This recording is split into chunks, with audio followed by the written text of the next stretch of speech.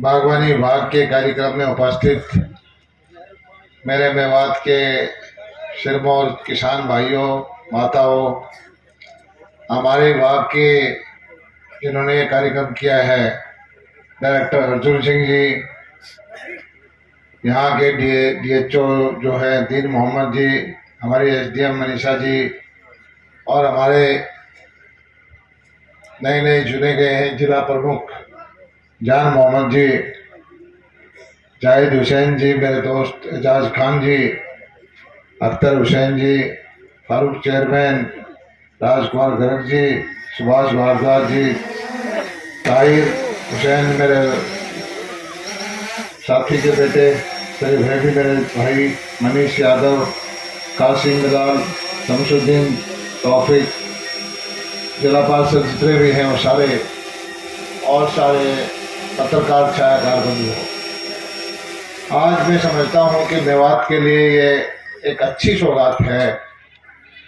कुछ भी सुविधाएं ना मिलते हुए भी इन लोगों ने मछली में और प्याज की खेती में बहुत अच्छा प्रदर्शन आप लोगों ने किया है। मैं आपको बधाई देता हूँ। और ये जो सेंटर बन जाएगा तो आपको जो गांठ लाते हैं 500 एकड़ की तो ये बना देंगे, और जो बाजार से आप लाते हो तो उससे कम से कम भी आधे रेट पे आपको मिलेंगे। हम आपके सामने वायदा करके जाता हूँ, जो बाजार का भाव होगा आधा सब्सिडी देंगे, आधे रेट पे आपको मिलेंगे।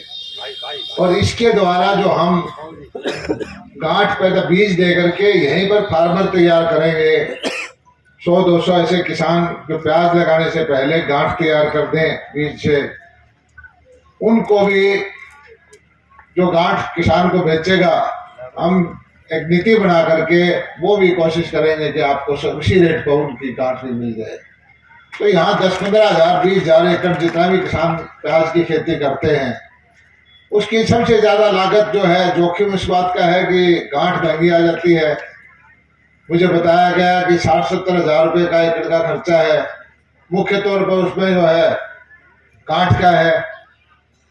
इस बार जैसे भाव नीचे आ गया कहते हैं, कई बार तो कीमत भी नहीं निकलती, कई बार किसान का ऐसा ही है कि कीमत निकल जाती है। वो कहावत भी है कि प्याज को घाटो प्याज ही दूर करे। तो हमें चिंता रहती है किसान की कि किसान को किस तरह से समृद्ध बनाए। तो इस सेंटर बनने से आपको सुविधाएं होंगी। इस सेंटर में कुछ अधिकारी भी ज्यादा बैठेंगे, कुछ ट्रेनिंग भी देंगे, कुछ पढ़ाई का काम भी करेंगे, और जो यहाँ बागवानी के बारे में आपको शिक्षा भी देंगे।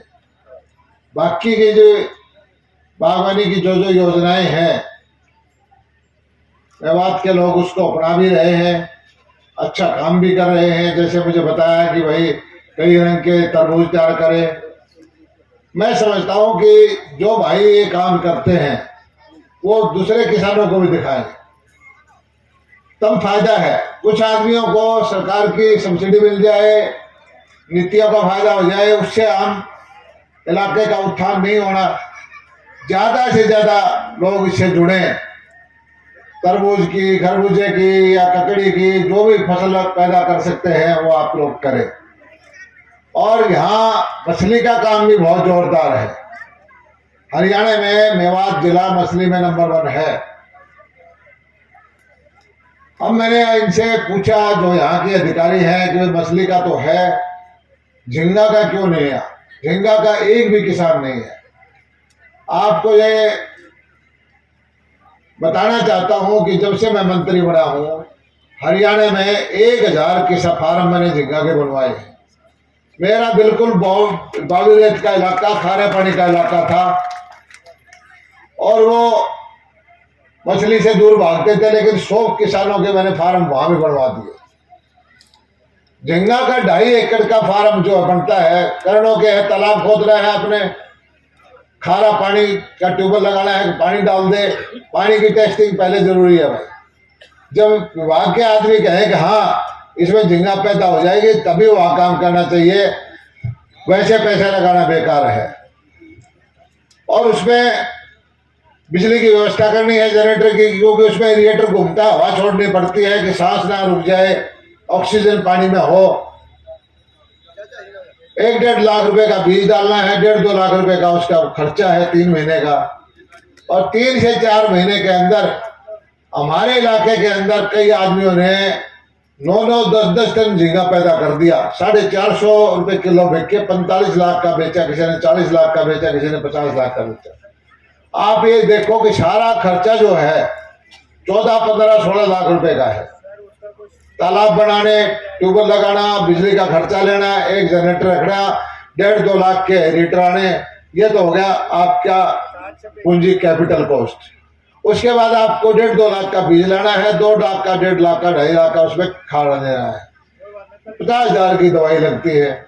सारी चीज कंपनियां यही आके देती है और फार्म से खरीद के ले जाती है। ये एक्सपोर्ट में होता है। अमेरिका में, कनाडा में, यूरोप के अंदर ये 2-2 हजार रुपये किलो बिकता है। हम तो यहाँ से फार्म से 400-500 रुपये किलो बिक जाए, 8-9 टन हो जाए तो 30 लाख का, 40 लाख का हो जाए। आप ये बताओ कोई ऐसा कारोबार धरती पे है 6 महीने में सारा पैसा मिल जाए और 5-10 लाख का प्रॉफिट भी हो जाए? इसमें समस्या एक ही है कि गरीबों का इलाका है भाई, पूंजी लगती है 10-12 लाख रुपए घर से, वो पूंजी का जुगाड़ नहीं है। हम बैंक से भी सुविधाएं कराएंगे, लेकिन आप में से जो बच्चे कर सकते हैं 10-12 लाख का खर्चा सिर्फ 6 महीने के लिए कर सकते हैं, वो इसका कारोबार शुरू करो, ताकि देखा देखी दूसरे आदमी भी लगे। बैंक से लोन भी दिलवाएंगे, बीमा भी करवाएंगे आपको। और फिर वो हम जो एक अपने नई स्कीम चलाई है पशुधन क्रेडिट कार्ड की, 1,60,000 रुपये तक की पूंजी उसमें मिलती है 4% ब्याज पे, वो इस बसली वाले झींगा पे भी हमने लागू करा दी है। काम मैं एक चीज कहता हूं भाई, यहां मुझे पता है कि स्कीमें कागजों में रह जाती है, आप तक उनका फायदा नहीं पहुंचता। यह स्कीमों का फायदा जो अधिकारियों के साथ लोग मिलकर रहते हैं वही ले जाते हैं, आम आदमी को नहीं मिलता।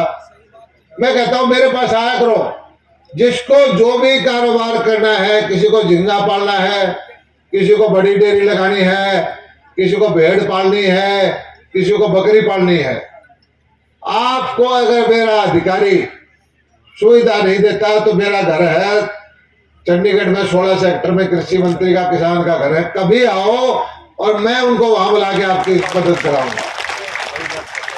बिल्कुल कोई अफसरशाही नहीं छोड़ूंगा बीच में, कोई रिश्वत नहीं होगी, कोई बेईमानी नहीं होगी, और कोई आपके हमारे बीच में आओगा उस अफसर ने मैं आपसे भी रास्ते से हटा दूंगा। आप कारोबार करने की सोचो भाई। एक धारणा बन गई कि मेवात तो बैकवर्ड है, मेवात बैकवर्ड है। भाई मेवात क्यों बैकवर्ड है? सबसे तो देशभक्त आदमी यहाँ के, सबसे मेहनती कौम ये है, आजादी की लड़ाई ने साथ दिया देश का, आज भी जो है पूरी खुददारी से देश के प्रदेश के साथ लगे हैं।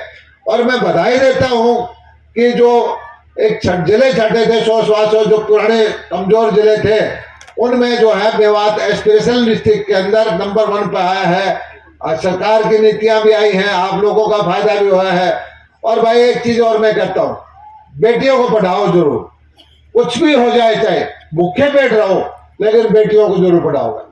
बेटी पढ़ेगी तो समझोगा अपना इलाका तर जाएगा, आगे तरक्की कर जाएगा। अभी भी मुझे जानकर खुशी हुई कि जब यूक्रेन का वार हुआ, लड़ाई हुई, तब मेरा बोलो हमने भाई यहाँ से मेवात के भी 60-70 बच्चे मेडिकल डॉक्टर बनने के लिए गए थे। मैं उन सारे माँ बाप को बधाई देता हूँ जो अपने माँ बच्चों के लिए इतनी मेहनत करते हैं। और स्कीमें बहुत है भाई, डेयरी की स्कीम है, उसमें 50-50 लाख रुपए तक की सब्सिडी है। चारा बना के उसका गांठ बनाने की स्कीम है, हरे चारे की, उस पर 50 लाख की सब्सिडी है। भेड़ बकरी पालने की स्कीम है, उस पर सब्सिडी है।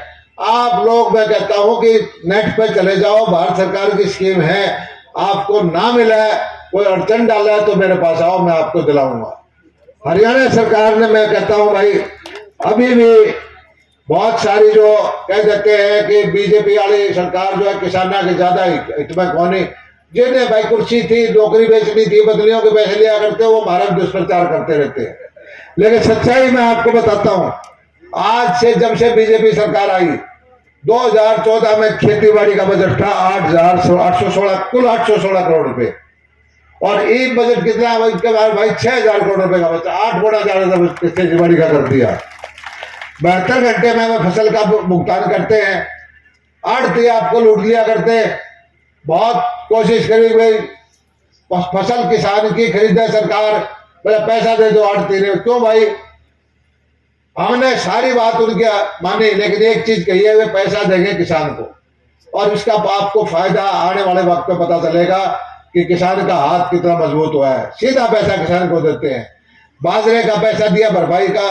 आज मुझे किसी ने बताया कि भाई यहाँ किसी ने घपला कर रखा है कि यहाँ के बाजरा किसी और रेवाड़ी में चढ़वा दिया और कर दिया। मैंने इसको अधिकारी को बोला है, मंडी वाले को, कि जांच करो और एफआईआर दर्ज कराओ। अगर किसी ने बेईमानी कर रखी है तो उसको जेल की सलाखों के पास भेजो। किसान का पैसा कोई दूसरा आदमी ना खाए। आप बाजरे आप बोते हैं, पहले कोई बाजरे ने पूछा करता भाई। आज बाजरा आप देख रहे हो कि 400-450 रुपए तो हमने दिया, 1800, 1900, 2000 रुपए आपको बिक रहा है। और मोदी जी जो काम करते हैं वो लंबा सोच के करते हैं। आज ये साल बना दिया मोटे अनाज का, ये बाजरा, ज्वार, रागी ना मोटा अनाज बोल रहे हैं, और सारी दुनिया में प्रचार कर रहे हैं भाई तुम ये खाओ। अब ये वो बाजरा भाई यूरोप में भी नहीं होता, अमेरिका में नहीं होता, कनाडा में नहीं होता। जब हमारा बाजरा उड़े खान लाग गए लोग, आज 2300 रुपए का दियो भाई, 5000 से ऊपर बिक जाएगा, जहाज में जाएगा, मैं बता देता हूँ। और ये बिकेगा। पूरा जोर लगा रखा है कि बाजरे के केक बनवाओ, बाजरे के बिस्कुट बनवाओ, बाजरे के तरह तरह के उत्पाद बने। अरे ये अमेरिका कनाडा के वो आएंगे राष्ट्राध्यक्ष, यहाँ भी आएंगे, हरियाणा में भी। ये जो G20 होना है उसमें जो देश दुनिया के सबसे तगड़े राष्ट्राध्यक्ष है, 20 देश है, 20 से भी ज्यादा, बल्कि 50-60 देश है, वो यहाँ आएंगे। हम भाई बाजरा और गुड़ खातर तैयार धरे बैठे हैं, हमने खुआवा नहीं है ताकि बाजरे का चस्का पड़ जाए उन्हें और हमारा बाजरा खाने लग जाए। तो ये भाई आपने देखा होगा फसल बीमा योजना आई थी, इसका कितना मुंडा दुष्प्रचार करा था। बोले इसके सेठ बन जाएंगे, साहूकार बन जाएंगे। हरियाणा के अंदर कांग्रेस के टाइम में 2014 से 5 से लेकर 10 साल में 164 रुपए बीमे के मिले थे भाई, 164 करोड़ रुपए। 2016 से लेकर 22 तक आज तक 5983 करोड़ रुपए बंटवा लिए भाई। जमींदारा दलिए हैं 1577 करोड़ रुपए। और आज यह योजना अपने आप जबरदस्ती तो है नहीं, कम करवाओ बीमा तो है। हरियाणा के अंदर कंपनियां 550 करोड़ रुपए घाटे में दे के गई है। जो क्या करते कंपनी बन जाएंगे, जो पैसा हमने किसान से दिलवाया, हरियाणा से दिलवाया, भारत सरकार से दिलवाया, उससे 550 करोड़ रुपए यहाँ आपको बंटवाया है। मुआवजा का पैसा आपने पता होगा, कांग्रेस के टाइम में 3-3 हजार रुपए मिला करता, जिसको हमने 15,000 रुपए प्रति एकड़ करवाया।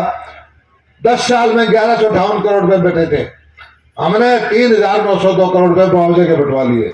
खाद यूरिया का लाइन तो लगती है, भाव पिछले साल कोरोना के टाइम में भाई किराया भाड़ा बढ़ गया था, कंटेनर का किराया बहुत हो गया था, बाहर से 3-3 हजार रुपए का यूरिया कट्टा लाके 266 रुपए में बेचा है। थोड़ी सी दिक्कत तो आई, लेकिन 2.5 लाख करोड़ रुपए भारत सरकार को घाटा होना शुरू हो गया। तो इस तरह से बहुत सारी चीजें हैं। बिजली का रेट आप देख रहे होंगे, जब से भाजपा सरकार आई कब बढ़ाई है। बजट का आप देख लो, कांग्रेस के टाइम में जब बजट आया करता, ज्यादा चढ़ जाया करता, क्या टैक्स लगेगा, क्या टैक्स लगेगा। 8 साल से लोग भूल गए कि बजट भी कोई चीज हो है। ना तो केंद्र सरकार को टैक्स लगाती, ना हरियाणा सरकार को टैक्स लगाती। आप विचार करो, ईमान से अगर मेरी बात गलत है तो आप बता दो मैं गलत कह रहा हूं। 8 साल से कोई सरकार ने आपके ऊपर कोई टैक्स नहीं लगाया, और धीरे धीरे करके सड़कों का काम चल रहा है, नहरों का काम चल रहा है। और मेवात के लिए तो मुख्यमंत्री मनोहर लाल जी ने 1000 करोड़ रुपए की लागत से एक मेवात कैनाल का प्रोजेक्ट शुरू कर रखा है। इसी साल में वो बनना शुरू हो जाएगा, यहाँ नहरें भी बने। और एक चीज और हमने नहीं है, काडा का एक नया महकमा हमने बना रखा है, माइक्रो इरिगेशन और काडा को मिला दिया। जो जमींदार अगर अपने खेत में टैंक बनाने की इजाजत दे दे, चाहे पंचायत की जमीन में दे दे, और ये जो कह दे बोले फार्म भर दो, कोई 300 किले हमारे इसमें पानी लगवाओ, कोई 300 किले पानी दे दो, और 1-2 किलोमीटर में नहर हो, तो वहां आपसे कोई पैसा नहीं मांगा जाएगा। हम उसमें तालाब भी खुद खोदांगे, पानी की पाइप भी खुद दबा के लावांगे, उसमें सोलर की प्लेट भी खुद लगाएंगे। सारे जमींदार के खेता में हम वो लेके जाएंगे, फुहारा लगा के पानी लगाएंगे। 2-2 एक पानी लग जाए। 5 करोड़ रुपए तक की स्कीम हमने दे रखी है, एक पैसा आपसे नहीं लेंगे। आप सिर्फ अप्लाई कर दो, और अप्लाई करके आपका कृषि मंत्री में, हालांकि मेरा महकमा नहीं है, लेकिन क्योंकि मेरी जिम्मेवारी किसान कल्याण की है, मैं आपके पास कराऊंगा, आपके खेतान पालने का पानी लगवाने की मेरी जिम्मेवारी है। इसी तरह से भाई मोदी जी ने थोड़े थोड़े 2-2 रुपये देने शुरू करे। 6,000 साल में 3,949 करोड़ रुपए इसमें लग गए। यूनिवर्सिटी हमने बनवाई बागवानी की, महाराणा प्रताप बागवानी यूनिवर्सिटी, उसके सेंटर हमने खुलवाए। और खुशी की बात यह है कि दूध का उत्पादन भी हमने बढ़ाया है। हरियाणा में जो 14 में 74 लाख टन दूध होता था, जो आज 116 लाख टन हो गया। दूध प्रति व्यक्ति अगर बंटवारा करें, जितना दूध हर एक आदमी के साथ बांटा हुआ है, 800 ग्राम था आज से 8 साल पहले, जो अभी 1063 ग्राम हो गया। और सबसे ज्यादा तो हमने कोशिश की है कि जो गरीब आदमी है, गाय भैंस का, बकरी का, भेड़ का, गाय भैंस का 100 रुपए में, भेड़ बकरी का 25 रुपए बीमा साल में करावा। वो अगर मर जाती है तो उसका जो 30,000, 40,000, 50,000 रुपए का पूंजी हम दिलवाते हैं। आप लोग करवाना शुरू करो, दिक्कत आएगी, आपको जोखिम आएगा, मेरे पास आया करो, मेरी जिम्मेवारी है कि आपको जो पैसा दिलवाना है उसको आपको मिले। इसी तरह से भाई आपने देखा होगा पिछले 4 साल में पशुपालन का बजट 4 गुना बढ़ाया है। मछली पालन का बजट, मछली के लिए मैं जोर दे रहा हूं, 2014 से 100 गुना बजट बढ़ाया, 100 गुना। 4-5 करोड़ का अगर आज हमने करते करते इसको 400-500 करोड़ का कर दिया। ये जो तरह तरह की हमने स्कीम लेके आए हैं, आज मैं बताऊंगा तो घंटों घंटों लग जाएंगे। मैं तो सब किसान भाइयों से हाथ जोड़ के एक चीज कहता हूं, मैं हूं आपका भाई, खुद किसान हूं। ये मंच को राजनीति वोटा खातर बात नहीं चल रही। आप कहीं वोट दो, कहीं सलाह दो, लेकिन मैं एक चीज कहता हूं, किसी को आशीर्वाद दो, आप मालिक हो। लोकतंत्र के अंदर जनता मालिक होती है, लेकिन जो स्कीम बताओगे आपके हक में, किसान के लिए क्या करना चाहिए, वो मेरे को आगे बताओ, मैं वो आपके यहाँ लागू करूंगा और आपकी भलाई के लिए काम करूंगा। मेरा तो यही चीज कहना है। भारतीय जनता पार्टी भेदभाव की राजनीति नहीं करती। हम इतना ही भेदभाव करना चाहते हैं कि मेवात पिछड़ा हुआ है, भेदभाव इतना कहते हैं कि और 21 जिलों से ज्यादा भेदभाव उनको पीछे रख के मेवात को आगे करके नंबर 1 जिला इसको बढ़ाए, इतना तो हम कर सकते हैं। लेकिन मेवात को पीछे रहने के लिए हम कोई योजना नहीं बनाएंगे, आपको आगे बढ़ाने की योजना बनाएंगे। ये हमारी नीति है, कमजोर का साथ देना। ये हमारी नीति है, जो इलाका पिछड़ा रह गया उसको आगे करे। ये हमारी नीति है, समाज का जो वर्ग पीछे रह गया उसको आगे बढ़ाए। और इसीलिए बगैर जाति पाति, बगैर धर्म के ये कहा 1,80,000 से नीचे के जो परिवार आमदनी वाले हैं उनको ज्यादा नौकरी में हिस्सा दो, उनको स्कीमों में ज्यादा हिस्सा दो।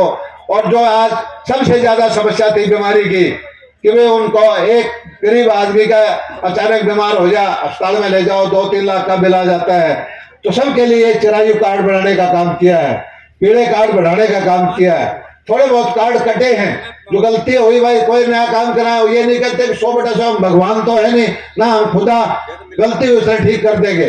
नियत खराब नहीं है, हम तो एक चीज कहते हैं, हमारी नियत, हमारी सरकार की नियत ये है कि किसान का कल्याण हो, किसान की तरक्की हो, सारे भाई बराबर है, सारा हरियाणा एक है, हरियाणा एक, हरियाणवी एक।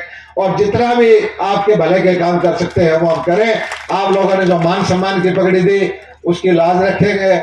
और बार बार मैंने इनको कहा है, आपके सामने कहता हूं, मार्केटिंग बोर्ड के अफसरों को बुला के कह दिया, सड़कें टूटी हुई है, 30 अप्रैल तक का टाइम तो है इनका, जब एक भी सड़क टूटी उसके बाद मार्केटिंग बोर्ड के पास जाए तो समझना मेरे को फोटो उतार के भेज दियो, उनको सस्पेंड करके फिर तुमने बताऊंगा। मार्केटिंग बोर्ड मेरा महकमा है, उसकी जिम्मेदारी मैं लेता हूं। सारे मेवात की सड़कें 2 महीने के अंदर अंदर ठीक होनी चाहिए, ये मैं इनको आदेश देकर जाता हूं। और मैंने इनको आदेश दिया है मछली पालन की कि कम से कम 100 किसान झींगा फार्म के तैयार करें। और इसी तरह से कोई भेड़ बकरी वाला है, कोई गाय पालने वाला है, उनके लिए योजना लेके आए और सब मिलजुल करके। ये भी नहीं है कि इन योजनाओं का लाभ हम कुछ परिवारों तक सीमित रखें। इन योजनाओं का लाभ जो बिल्कुल गरीब से गरीब आदमी है, कमजोर से कमजोर आदमी है, उस तक पहुंचाना है। इस भावना से हम मिलकर के काम करेंगे। आप लोगों ने मेरी बात ध्यान से सुनी, आपका बहुत बहुत शुक्रिया, धन्यवाद, जय हिंद।